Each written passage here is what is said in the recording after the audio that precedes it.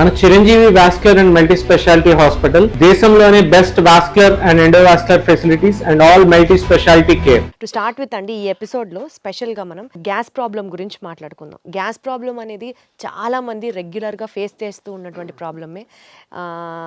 Gas వదలడం అనేది మధ్య మధ్యలో నలుగురిలో ఉన్నప్పుడు కాస్త ఇబ్బందిగా అనిపించవచ్చు. అండ్ బ్లోటింగ్, కడుపు ఎప్పుడు ఫుల్గా అనిపించడం, ఏమి తినాలనిపించకపోవడం. సో మేబీ ఇవాల్టి రేపటి మనకున్న స్ట్రెస్డ్ లైఫ్ స్టైల్ ఒక మేజర్ రోల్ ప్లే చేస్తున్నా సరే, గ్యాస్ ప్రాబ్లమ్ని కనుక సరిగ్గా ట్రీట్ చేయకపోతే చాలా కాంప్లికేషన్స్ కూడా వస్తాయని విన్నాము. So you have to tell us అసలు గ్యాస్ ప్రాబ్లం అంటే ఏంటి సార్, ఎన్ని రకాలు ఉంటాయి, and how do we overcome this? So గ్యాస్ట్రోఎంట్రాలజిస్ట్కి అంతా గ్యాస్ మయం లాగే ఉంటుందండి. రోజు ఉదయం నుంచి సాయంత్రం వరకు పేషెంట్స్ అందరూ గ్యాస్ గ్యాస్ గ్యాస్ అని వస్తారు. యాక్చువల్గా గ్యాస్ అనేది ఏమి ఉండదండి. యాక్చువల్గా టెక్స్ట్ బుక్లో సార్ నాకు గ్యాస్ ట్రబుల్ ఉందని అంటారు. గ్యాస్ ట్రబుల్ అనే వర్డ్ ఎక్కడ పుస్తకాల్లో ఉండదు. There is no term, no disease like gas trouble. Okay, gas trouble అంటే ఒక్కొక్కరికి ఒక్కొక్కటి. ఇప్పుడు కొంతమందికి తేపులు ఎక్కువ వస్తే దాన్ని గ్యాస్ ట్రబుల్ అంటారు. కొంతమంది పట్టుభ్రమంగా ఉంటే గ్యాస్ ట్రబుల్ అంటారు. కొంతమందికి గ్యాస్ కింద నుంచి ఎక్కువ వస్తే దాన్ని గ్యాస్ ట్రబుల్ అనుకుంటారు. కొంతమంది కడుపు నొప్పి వస్తే గ్యాస్ అనుకుంటారు.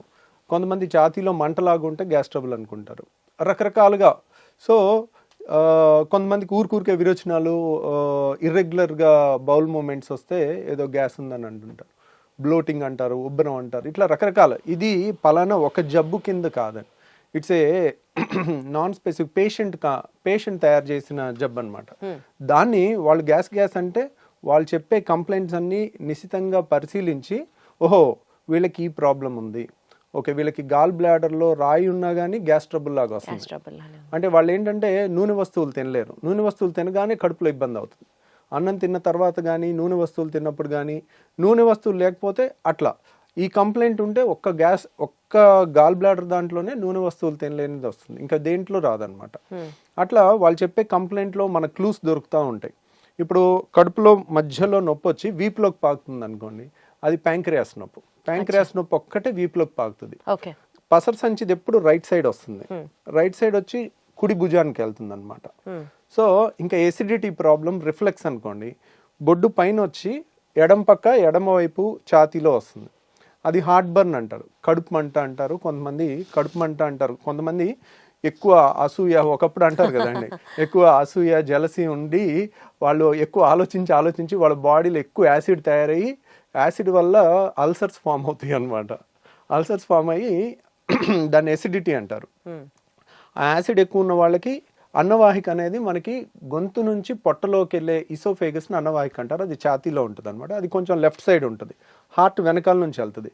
కాబట్టి వాళ్ళందరికీ హార్ట్ బర్న్ లాగా వచ్చి గుండె నొప్పి ఏమో, చచ్చిపోతామేమో అన్న భయంతో వస్తారు వాళ్ళు. పరుగులు తీసుకుంటూ వస్తారు.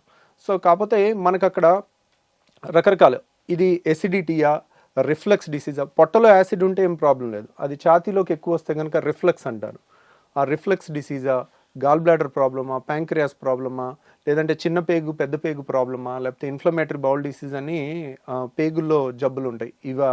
ఇట్లా మనం ఈ గ్రూప్ ఆఫ్ చాలా రకాల జబ్బుల నుంచి వచ్చే కంప్లైంట్, అన్ని ఏ జబ్బు అనేది తెలియదు పేషెంట్కి. పేషెంట్ నాకు గ్యాస్ అని వస్తారు, అది మనం ఒక డాక్టర్ డీకోడ్ చేయాల్సిందనమాట. అది సో బేసికల్గా ఎక్కడ పెయిన్ చెప్తున్నారు అని చెప్పి ఆ పెయిన్ నుంచి ఇది ఏ నొప్పి అన్నది మీకు అర్థమవుతుంది కదా సార్? వాళ్ళు చెప్పేదాన్ని బట్టి ఏ నొప్పి ఇది అన్నది మీకు అర్థమవుతుంది. అంటే పేషెంట్తో మనం కీన్గా మాట్లాడితే కొంతవరకు వాళ్ళు చెప్పేదాన్ని బట్టి మనకు అందాజుగా ఐడియా వచ్చేస్తుందండి. యూజువల్గా ఎడం పక్క ఛాతీలో నొప్పి అని ఒక 25 ఏళ్ళ కుర్రోడు వచ్చాడు అనుకోండి, 20-25 ఇయర్స్లో హార్ట్ అటాక్ రాదు. దట్ ఈస్ అదే 65 ఏళ్ళ మనిషి వచ్చాడు అనుకోండి, మనం అనుమానంగా చూడాలి. సో గ్యాస్ ట్రబుల్ అయినప్పటికీ కూడా హార్ట్ ఏమో అని చూడాలి. సో ఎందుకంటే గ్యాస్ ట్రబుల్కి మనం ఎసిడిటీ కానీ, రిఫ్లెక్స్ కానీ ట్రీట్మెంట్ చేయకపోయినా ప్రాణం పోదు. కానీ అదే పేషెంట్కి హార్ట్ ప్రాబ్లం ఉండి, హార్ట్ ప్రాబ్లమ్ని మనం హార్ట్ అటాక్ అయి ఉండి దాన్ని హార్ట్ బర్న్, గ్యాస్ ట్రబుల్ అని అనుకుని మనం కరెక్ట్ టైంలో ట్రీట్మెంట్ ఇవ్వకపోతే వాళ్ళకి లైఫ్ కూడా రిస్క్ వచ్చే అవకాశం ఉంటుంది. సో అక్కడ సిచ్యువేషన్ బట్టి ఓవరాల్గా ఇప్పుడు ఇంట్లో లేడీస్ అన్నం ఉడికిందా లేదా ఒక మెతుకుతో ఎట్లా చేస్తారో, పేషెంట్ వచ్చి వాళ్ళు చెప్తుండే కొద్దీ మనకు అర్థమైపోతూ ఉంటుంది, ఓహో వీళ్ళది ఇది. సో ఇది అయ్యి ఉండొచ్చు, గాట్ ఇట్. కానీ కన్ఫర్మ్ చేసుకోవాలంటే ఈ టెస్ట్ చేయాలి, అవసరమైతే ఎండోస్కోపీ చేయాలి, సిటీ స్కాన్ చేయాలి, అల్ట్రాసౌండ్ స్కాన్ చేయాలి, ఎంఆర్ఐ స్కాన్ చేయాలి. ఓహో దీనికి ఈ స్కాన్ అయితే బాగా పనిచేస్తుంది అట్లా. సార్ ఇప్పుడు ఏ నొప్పి అయినా సరే అది గ్యాస్ అని పేషెంట్ ఏదైతే చెప్తారో మీ దగ్గరికి వచ్చినప్పుడు దానికి మేజర్గా మనం చూడాల్సినటువంటి కారణాలు ఏంటి? ఇప్పుడు ఒకప్పుడు మా చిన్నప్పుడు ఇంత మరి అవేర్నెస్ లేకపోవటం వలన అప్పుడు కూడా ఉన్నదో మనకు తెలియదు, కానీ ఇప్పుడైతే చాలా ఎక్కువ పేషెంట్స్ అయితే ఉంటున్నారండి. దానికి కారణం ఏంటంటే ఒకప్పుడు ఉన్న ఫుడ్ హ్యాబిట్స్, ఇప్పుడున్న ఫుడ్ హ్యాబిట్స్, ఇప్పుడు అంతా జంక్ ఫుడ్, బయట ఫుడ్. ఒకప్పుడు మనకి ఇంట్లో ఏది వండితే అదే తినేవాళ్ళం, ఇప్పుడు బయట ఫుడ్స్ చాలా చాలా చాలా ఎక్కువైపోయినాయి. ఇప్పుడు మన ఇంట్లో కూడా 2-3 పిల్లలు ఉంటే ఒక్కొక్కళ్ళు ఒక్కొక్క రెస్టారెంట్ ని ఒక్కొక్క ఐటమ్ ఆర్డర్ పెట్టే పరిస్థితి ఉంది. ప్రతి ఇంట్లో కూడా ఇది ఉంది, ఇది ఎవరు ఇల్లు ఎక్సెప్షన్ లా లేదు. తర్వాత డే బై డే అగ్రికల్చర్లో కూడా ప్రాఫిట్ ఓరియంటెడ్గా మనకి ఏమేమి పెస్టిసైడ్స్ కొడుతున్నారు, ఎంత మోతాదులో కొడుతున్నారు, దాని రెగ్యులేషన్ అనేది అంత ప్రాపర్గా లేదు. దానివల్ల వస్తుందా, దీనివల్ల వస్తుందా, ఇవన్నీ కూడా మోస్ట్ లైక్లీ ఇవన్నీ కారణాలు అయి ఉండొచ్చు. ఈ కారణాన్ని క్లియర్ కట్గా ఎస్టాబ్లిష్ చేయాలంటే చాలా పెద్ద రీసెర్చ్ చేయాలండి. అది గవర్నమెంట్ ఇనిషియేటివ్గా తీసుకుని పెద్ద స్టడీ, లక్షల మంది పేషెంట్ని స్టడీ చేయటం అనేది అంత ఈజీ కాదు. వాళ్ళు తీసుకున్న ప్రతి మోతాదులో ఏ ఏ పెస్టిసైడ్ ఎంత ఉంది అని టెస్ట్ చేయాలన్నా కానీ ఒక్కొక్క టెస్ట్కి మనకి 1000 ఖర్చు అవుతుంటుంది అనమాట. అవన్నీ ప్రూవ్ చేయాలంటే ఇట్స్ ఏ పబ్లిక్ ఇనిషియేటివ్. ప్రైవేట్గా ఒక డాక్టర్ కానీ ఒక ఇండివిజువల్ కానీ చేయగలిగింది కాదనమాట. ఇప్పుడు మన అమెరికాలో అయితే అలా నేషనల్ ఇన్స్టిట్యూట్ ఆఫ్ హెల్త్ అని ఉంటుంది, వాళ్ళు స్పాన్సర్ చేస్తారు, $1 మిలియన్ అట్లా రీసెర్చ్కి ఇస్తారు అనమాట.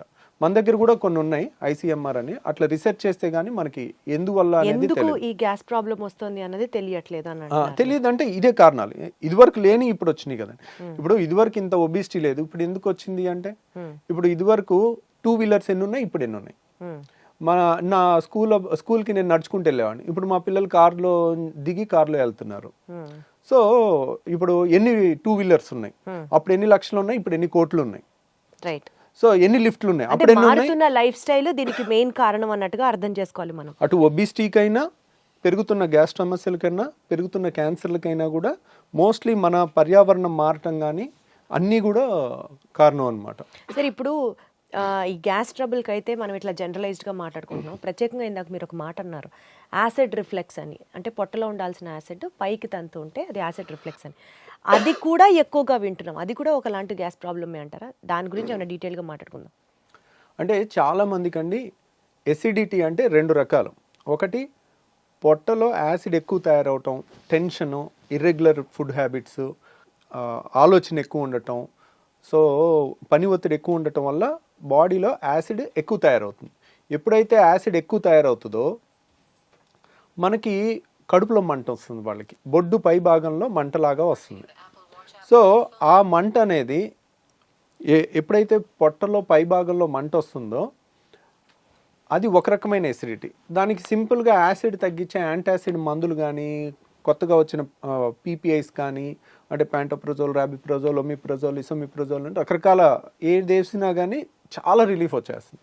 తర్వాత రెండోది ఏంటంటే మనకి డైలీ మన నోట్లో ఉమ్ము ఉంటుంది, దాని pH 7.4 ఉంటుంది.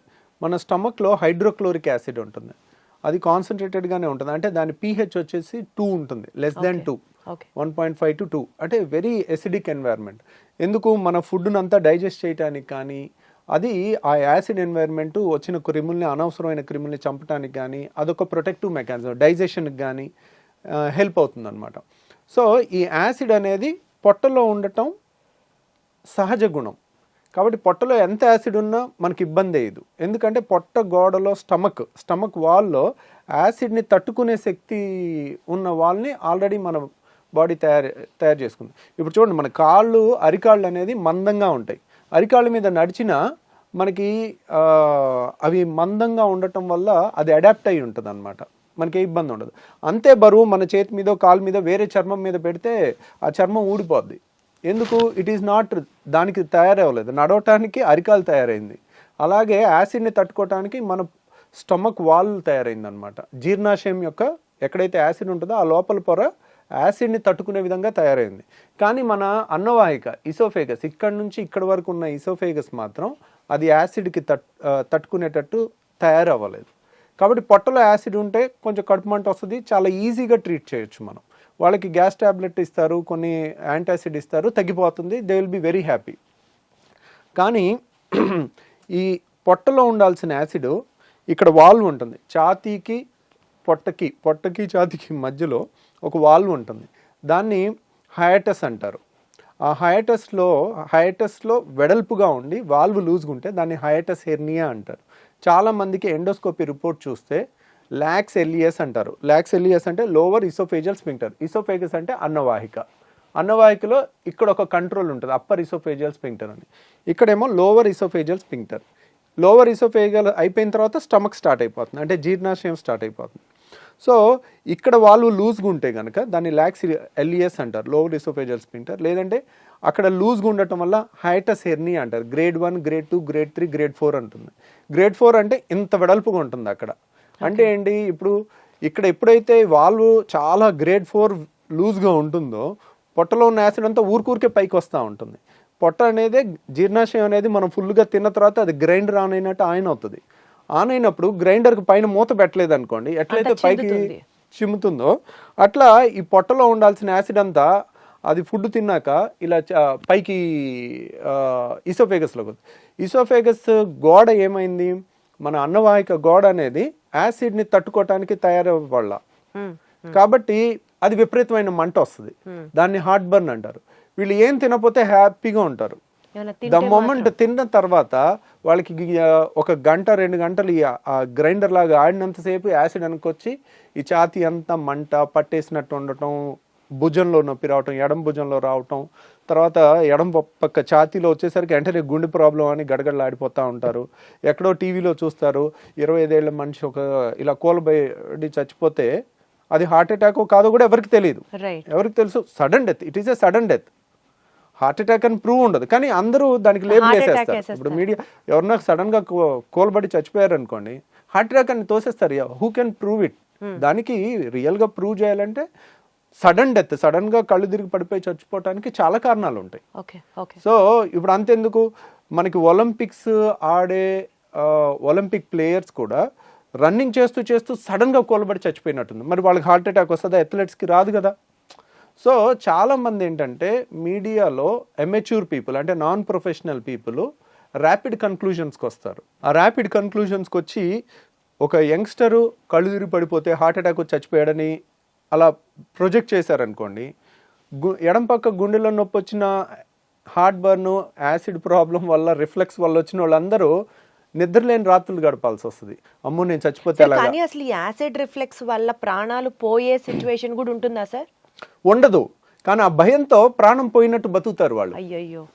సో ఎప్పుడైతే ఎక్కడో టీవీలో ఒకటి చూసి సడన్గా యంగ్స్టర్స్లో కూడా హార్ట్ అటాక్స్ పెరిగిపోయినాయి అని మీడియాలో వచ్చింది అనుకోండి, అమ్మో ఎడం పక్క నొప్పి వస్తుంది, నాకు గుండె నొప్పి ఏమో, నేను అలా చచ్చిపోతానేమో, నా పిల్లలు ఏమైపోతారు, నా భార్య ఏమైపోద్ది, ఇంకా రాత్రి అంతా నిద్రపోకుండా అలా కూర్చుని ఉంటారు వాళ్ళు, బయటికి చెప్పుకోలేరు. కానీ వాళ్ళకి ఏదైనా తింటేనే కదా వచ్చేది ఆ అనీజీనెస్. కానీ వచ్చినప్పుడు కూడా మరి తింటే అంటే ప్రతి పూట తింటారు కదా. ఇప్పుడు కొంతమంది ఇర్రెగ్యులర్ టైమింగ్స్లో, ఈ కాలంలో స్ట్రెస్ లేని జాబ్ ఏది ఉంది, కరెక్ట్ టైంకి ఫుడ్ తినే జాబ్ ఏది ఉంది? అందరూ పరుగులు తీస్తా ఉండి రాత్రి 10ంటికి వచ్చి బిర్యానీ తిని వచ్చారనుకోండి, అర్ధరాత్రి 12ంటికి వాళ్ళకి వస్తుంది కరెక్ట్గా. ఆ టైంలో ఇంకా వాళ్ళు నిద్రపోరు, పాపం ఒకసారి ఇంట్లో వాళ్ళు నిద్రపోనివారు, కొంతమంది సైలెంట్ గా సఫర్ అవుతా ఉంటారు. మరి ఏంటి సార్ దీనికి ప్రాబ్లం? ఆ లూజ్ అయిన వాల్వ్ ని టైట్ చేయొచ్చా? ట్రీట్మెంట్ ఏంటి? ఇంకా వాళ్ళు ఏం తినకుండా ఉంటారు అంటే గ్యాస్ ట్రబుల్లో చాలా మంది ఇలాంటి పేషెంట్స్ ఏంటంటే వీళ్ళకి మందులు ఇచ్చి ఫస్ట్ తగ్గించవచ్చండి. అంటే కంప్లీట్గా తగ్గించకపోయినా కంప్లీట్గా ఒక వాల్వ్ అనేది స్ట్రక్చరల్ డిఫెక్ట్ ఉంటే it has to be rectified. Okay. Acid ఎక్కువ ఉందనుకోండి, యాసిడ్ని తగ్గించవచ్చు. ఇక్కడ యాసిడ్ ఎక్కువ ఉండటం ప్రాబ్లం కాదు, నార్మల్ ఉండాల్సిన యాసిడే ఉంది, కానీ పొట్టలో ఉండాల్సిన ఛాతీలోకి వస్తుంది. రైట్. సో అక్కడ లూజ్గా ఉన్న వాల్వ్ని సో ఏదో విధంగా టైట్ చేసుకోవాలి. ఆ టైట్ చేసుకునే ముందు మనకి కొన్ని జాగ్రత్తలతో తగ్గించవచ్చు. ఆ జాగ్రత్తలు ఏంటంటే రిఫ్లెక్స్ కేర్ అంటారు దాన్ని. దాంట్లో ఏంటంటే ఒకేసారి కడుపు నిండా తినటం అనేది పెట్టుకోకూడదు. కడుపు నిండా తింటే ఏంటంటే ఈ ఛాతీలోకి ఎక్కువ వెనక్కి రావటం అనేది ఎక్కువ ఉంటుంది. ఇప్పుడు 4 ఇడ్లీలు 5 ఇడ్లీలు పడుతున్నాయి అనుకోండి, వాళ్ళు 2 మించి తినకూడదు. ఒకసారి కరెక్ట్గా గంటన్నర ఆగి మళ్ళీ 2 తీసుకోవాలి, మళ్ళీ గంటన్నర 2 గంటలు ఆగి మళ్ళీ 2 తీసుకోవాలి. ఇంకా దానికి నామోషి పడకూడదు, బాక్స్లో పెట్టేసుకోవాలి. ఎక్కడైనా ఒక 5 నిమిషాలు బ్రేక్ తీసుకోవాలి, పనిలో అయినా టక్ తినేసి అట్లా తెలివిగా చేసుకుంటే కనుక ఒకేసారి ఎక్కువ ఫుడ్ లేకపోతే ఎక్కువ వెనక్కి రాదు, ఎక్కువ యాసిడ్ తయారవదు, ఎక్కువ వెనక్కి వాళ్ళకి కూడా అంత అన్ఈజీనెస్ ఉండదు అప్పుడు పాపం ఉండదు. అది ఒకటి. తర్వాత చాలా మంది చేసేది ఏంటంటే చక్కగా 4 ఇడ్లీలో 5 ఇడ్లీలో లేదంటే 3-4 దోశలో తినేసి గ్లాసు నీళ్లు 2 గ్లాసు నీళ్లు తాగుతారు. తాగితే ఇంకా ఎక్కువ వెనక్కి వచ్చేస్తుంది. సో వీళ్ళు ఎప్పుడు కూడా నీళ్లు తిన్న తర్వాత తాగకూడదు. మనకి నీళ్లు తాగాలి, ఒక 4 గ్లాసులైనా ముందు తాగేసేయండి. నీళ్ళు ఎప్పటికప్పుడు దిగిపోతాయి, నీళ్ళ వల్ల యాసిడ్ ఎక్కువ తయారవదు, వెనక్కి వచ్చినా అంత ఇబ్బంది ఉండదు, అంత ఎక్కువ కూడా రాదు, ఎప్పటికప్పుడు తొందరగా వెళ్ళిపోద్ది నీళ్ళు అనేది. సో నీళ్ళంతా తాగేసిన తర్వాత ఒక 10 నిమిషాల తర్వాత అప్పుడు ఫుడ్ తిన్నారనుకోండి, ఫుడ్ తిన్నాక నీళ్ళు తాగలేదనుకోండి, వెనక్కి వచ్చేది తక్కువ ఉంటుంది, స్టమక్ మొత్తం నిండిపోదు. అంటే ఫుడ్తో సగం నిండిపోయి సగంతో నీళ్ళతో ఉంటే ఆ గ్రైండర్ ఆన్ అవగానే సప్పని పైకి కొట్టేస్తుంది. సో ఇలా రిఫ్లెక్స్ కేర్ అని ప్లస్ యాసిడ్ తగ్గించే టాబ్లెట్స్ కొన్ని వేసుకుంటే కూడా చాలా రిలీఫ్ వస్తుంది వాళ్ళకి. సో ఇలా మందులతో 90% క్యూర్ చేయొచ్చు. వండర్ఫుల్. కానీ ఒక 10% మాత్రం ఇంకా తిరుగుతూనే ఉంటారు. ఒక డాక్టర్ దగ్గరికి వెళ్తారు, మందులు ఇస్తారు, తగ్గదు. ఇంకో డాక్టర్ దగ్గరికి వెళ్తారు, మందులు ఇస్తారు, తగ్గదు. అక్కడ స్ట్రక్చరల్ ప్రాబ్లమ్ని అలా 10% వాళ్ళకి మనం లేటెస్ట్గా ఒక టెస్ట్ వచ్చిందండి. దాన్ని 24 hour pH స్టడీ అంటారు. అంటే 24 గంటలు మనం హాస్పిటల్లో ఉంచి ఒక మెషిన్కి బెల్ట్ దగ్గర పెట్టేస్తాం. బెల్ట్ దగ్గర పెట్టేసి సన్న దారం లాంటిది ముక్కులోంచి స్టమక్ వరకు పంపిస్తే దాని మీద pH సెన్సార్స్ ఉంటాయి. అంటే ఇక్కడ ఎంత pH ఉంది, పొట్టలో ఎంత pH ఉంది అనేది 24 hours మనం టెస్ట్ చేయాలి. టెస్ట్ చేస్తే యాసిడ్ ఇక్కడ కూడా ఎక్కువ ఉందని వచ్చినప్పుడు pH ఇక్కడ 2 ఉంటుంది, ఇక్కడ 7 ఉండాలి. ఇక్కడ కూడా 2 ఉందనుకోండి, that indicates reflex disease, acid reflex disease. దాన్ని కన్ఫర్మ్ చేసుకున్న తర్వాత అది ఆ టెస్ట్ పాజిటివ్ వస్తే మాత్రం సర్జరీ చేసుకోవాలి. ఆ టెస్ట్ కొంచెం కాస్ట్ ఎక్కువ ఉంటుంది, 24 గంటల హాస్పిటల్లో ఉండి చేసుకోవాలి.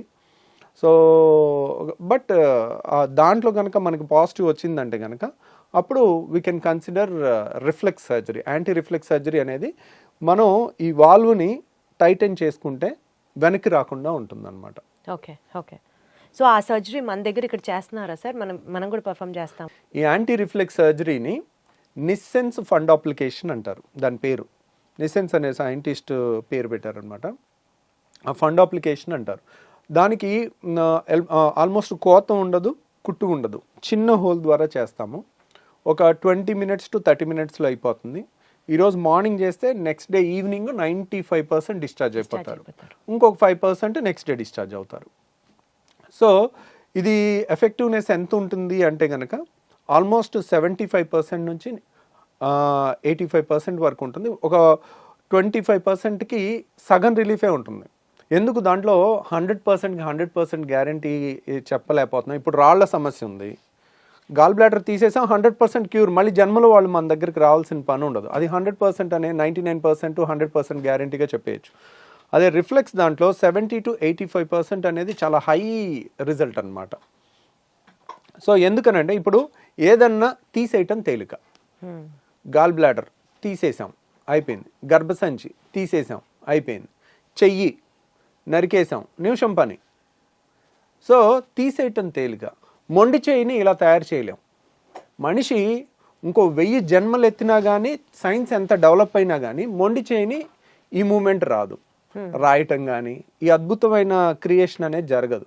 ఈ వాల్వ్ కూడా ఒక అద్భుతమైన క్రియేషన్. అది మనకి న్యాచురల్గానే పర్ఫెక్ట్గా ఉండాలి. దాన్ని మనం క్రియేట్ చేస్తున్నప్పుడు మనం ఒక గాడ్ క్రియేట్ చేసిన క్రియేషన్ అంత పర్ఫెక్షన్గా ఎప్పటికీ చేయలేం. 80% క్రియేషన్ అనేది ఇంకా వరల్డ్స్ బెస్ట్ రిజల్ట్ అనమాట. ఆ మాత్రం రిజల్ట్ ఇవ్వటమే చాలా కష్టం. అందుకనే అంత రిజల్ట్ కూడా ఇవ్వలేక ఎవ్వరు ఈ సర్జరీస్ అసలు చెప్పరు. మీరు 10 మంది నా దగ్గరికి సర్జరీ కోసం వస్తారు, వాళ్ళు ఆల్రెడీ 10 మంది గ్యాస్ట్రోఎంట్రాలజిస్ట్ని చూసుంటారు. ఇంకెక్కడ దొరక్క బాధపడి పడి పడి తిరిగి చివరికి ఇక్కడన్నా ఏదన్నా దొరుకుద్దేమో అని వచ్చే వాళ్ళు ఉంటారు. అట్లా వచ్చి తగ్గిన వాళ్ళు చాలామంది ఉన్నారనమాట. మనం ఆల్మోస్ట్ ఇండియాలోనే హైయెస్ట్ సర్జరీస్ చేస్తాం. ఇదేంటంటే టెక్నికల్లీ ఛాలెంజింగ్ అనమాట. మనం కొంచెం ఈ టైట్ ఎక్కువ చేసాం అనుకోండి, వాళ్ళకి ముద్ద దిగదు, పట్టేసుకున్నట్టు ఉంటుంది. మళ్ళీ తక్కువ చేసాం అనుకోండి వెనక్కి వస్తుంది. అది చాలా కరెక్ట్గా ముందు నుయ్యి వెనక్కి గొయ్యిలాగా ఉంటుంది అనమాట ఈ సర్జరీలో. సో అందువల్ల ఈ నిసన్స్ ఫండ్ అప్లికేషన్ అనేది అంత తొందరగా నేను కూడా చెప్పను. ప్లస్ చాలామందికి ఒక టెస్ట్ చేసుకోమని చెప్తాను, మీకు రిఫ్లెక్స్ ఉందా లేదా అని మీరు తెలుసుకోవటానికి. ఇప్పుడు సపోజ్ సార్ ఊరికే వెనక్కి వస్తుంది సార్, తిన్న తర్వాత ఇబ్బంది అవుతుంది సార్, ఛాతి మండుతుంది, గొంతులోకి వస్తుంది, తేపులు వస్తుంది, మెతుకులు వస్తున్నాయి, ఊరికే. కొంతమందికి ఏంటంటే రాత్రి 10ంటికి తిని పడుకుంటారు, పడుకున్న తర్వాత వెంటనే నిద్రపోతారు, పేగులు కదులుతూ ఉంటాయి, కదులుతున్నప్పుడు ఈ వాల్వ్ లూజ్గా ఉంటుంది, అది ఒక్కసారి ఇలా గ్రైండర్ లాగా మధ్యలో ఒక్కసారి ఆన్ అయినప్పుడు టక్కున బుడుకుమని గొంతులోకి వచ్చేస్తాయి, వాటర్ వచ్చేస్తాయి, వాళ్ళు నిద్రపోయి ఉంటారు. మనిషి సోయిలో ఉంటే వెంటనే ఆ వాటర్ని మళ్ళీ మింగేయటమో ఊసేయటమో చేస్తారు. ఇంతే వస్తుంది, కొద్దిగే ఒక గుక్కంతా వస్తుంది. వాళ్ళు నిద్రపోయి ఉండేసరికి అది పొలమారుద్ది, దగ్గిలేస్తారు నిద్రలో పొలమారి. సో ఇది ఒక లక్షణం అనమాట రిఫ్లెక్స్కి. ఇంకొకటి ఏంటంటే కడుపు నిండా తినేసి ఏ మనిషి అయినా, సపోజ్ ఒక 20 ఏళ్ళ కుర్రోడో 30 ఏళ్ళ పర్సన్ మన దగ్గరికి ఈ కంప్లైంట్స్తో వచ్చినప్పుడు, కడుపు నిండా 4-5 ఇడ్లీలు అందరూ మీ ఫ్రెండ్స్ అంతా ఎలా తింటారో అలా నువ్వు తిని ముందు కొంగు, ఓకే, ముందు కొంగి కాళ్ళతో చేతులతో కాళ్ళు పట్టుకోవటానికి ట్రై చేయి. అప్పుడు ఏమవుతుంది, నువ్వు ఎప్పుడైతే ముందు కొంగుతావో ఈ ప్రెషర్ పెరుగుతుంది. మనం ఇలా ముందు కొంగగానే పొట్టని స్క్వీజ్ చేస్తాం, పొట్టలో ప్రెషర్ పెరుగుతుంది. ఈ వాల్వ్ లూజ్ ఉందనుకోండి, వాళ్ళు ఆపలేరు, టక్కున గొంతులోకి వచ్చేస్తుంది. సో ఈ టెస్ట్ అనేది ఎక్కడ పుస్తకాల్లో లేదండి, ఇది ప్రాక్టికల్ అండ్ కామన్ సెన్స్. ఈ టెస్ట్ అనేది మోస్ట్ వాల్యుబుల్ థింగ్. ఎందుకంటే 10 మంది చేస్తుంది మీ ఫ్రెండ్స్, మీరు చేయలేకపోయారంటే దాని అర్థం ఏంటి? ఇక్కడ రిఫ్లెక్స్ ఉంది, వాళ్ళు తేడా ఉంది, దాన్ని సరి చేసుకోవాలి. సో బేసికల్గా లైఫ్ స్టైల్తో మీరు చెప్పినటువంటి తక్కువ మోతాదులో తినడం, గ్యాప్లు ఇచ్చుకుంటూ తినడం, ఇలా చేసుకుంటూ టాబ్లెట్స్ కొన్ని మీరు సజెస్ట్ చేసిన వాడడం ఒక పద్ధతి. అండ్ ఇంకా కాంట్ బట్ అనుకున్నప్పుడు there is also surgery option which is only 80 to 85% accurate. దీన్ని మనం ఇంకా కంప్లీట్గా ప్రివెంట్ చేయడం అన్నది ఇంకా మన చేతిలో లేదు కదా సార్, బికాజ్ అది స్ట్రక్చరల్గా వచ్చినటువంటి చేంజ్ కాబట్టి. సో దాన్ని మనం ప్రివెంట్ చేయలేము. The best thing they can do is మీలాంటి ఒక బెస్ట్ గ్యాస్ట్రోఎంట్రాలజిస్ట్ని సజెస్ట్ చేయడమే, కలవడమే, మీతో మాట్లాడడమే. సో విన్నారు కదండి, గ్యాస్ ప్రాబ్లం అనేది మనం లైట్గా తీసుకోవడానికి ఏమాత్రం లేదు. ఈ రిఫ్లెక్స్ అనేది కనుక ఇందాక సార్ చెప్పినట్లుగా ఒక 2-3 టెస్టులు మనకి మనమే చేసుకోవచ్చు, హాస్పిటల్లో అడ్మిట్ అయ్యి చేసుకోవాల్సిన కాదు. ఇలాంటివి గమనించుకుంటూ ఎప్పటికప్పుడు మనకు ఆ రిఫ్లెక్స్ సమస్య ఉందా, మేబీ దీనివల్ల ఇంత ఇబ్బంది పడుతున్నామా అన్న ఒక మినిమం అండర్స్టాండింగ్తో డాక్టర్ని కలవడం చాలా చాలా చాలా అవసరం. Thank you so much sir. Thank you అండి.